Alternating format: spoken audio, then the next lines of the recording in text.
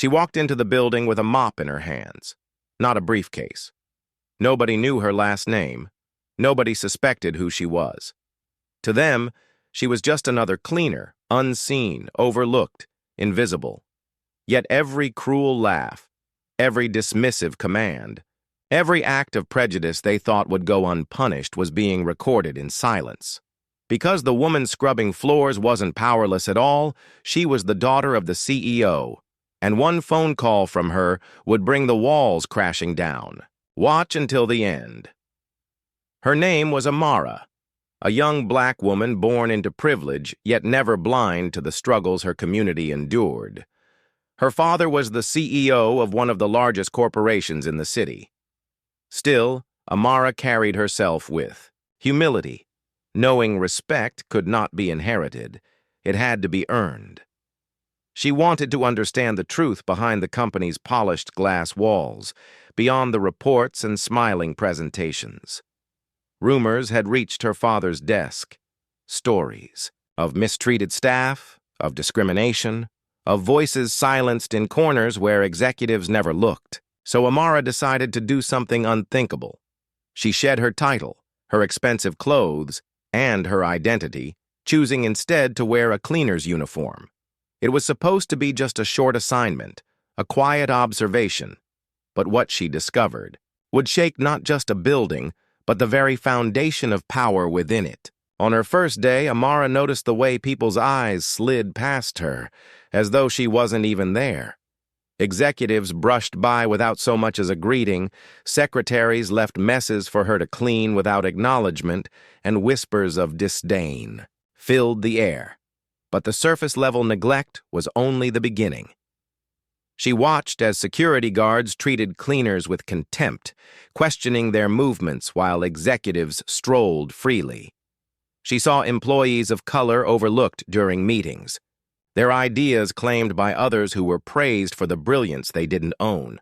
Worst of all, she listened as managers mocked the accents of immigrant workers in hushed tones, believing their cruelty would never leave the room. Every day, Amara scrubbed floors and emptied bins while silently collecting evidence. What struck her most wasn't just the discrimination, it was the normalization of it, the casual laughter, the unchecked arrogance, the ease with which human dignity was trampled. She wrote down dates, names, and words. With every insult, every act of dismissal, her resolve hardened. There came a day when she overheard a senior executive sneering that people like her didn't belong in boardrooms but only in janitor closets. He didn't know how close his words hit home. Amara's heart raced. She realized this wasn't just about individuals. It was about a culture festering inside the walls her father trusted. The question was no longer if she would act. It was when. The breaking point came during a staff meeting. Amara stood quietly at the back, mop in hand, as one of the few black employees tried to share an idea. Laughter cut him off, sharp and cruel, followed by a mocking imitation of his voice. The room roared with amusement while the man sat in silent humiliation. Something inside Amara ignited. She could no longer observe. She picked up her phone, walked out, and dialed her father's number. Her voice was steady, cold, and final. "It's time you saw what I've seen." Within hours, executives were summoned, investigations launched, and the same people who had laughed now trembled. Their arrogance had closed their eyes to the truth. They had been mocking the CEO's daughter, and she had just signed their downfall. The fallout was swift. Entire teams were dismissed, managers escorted out, and policies rewritten from the ground up. Amara's identity was finally revealed, leaving the guilty in shock and the silenced in awe. For the first time, the invisible were seen, their stories validated by someone who had walked in their shoes. But Amara's mission wasn't about revenge. It was about change.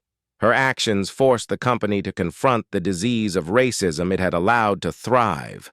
She proved that power means nothing if it ignores injustice, and silence is as dangerous as cruelty itself.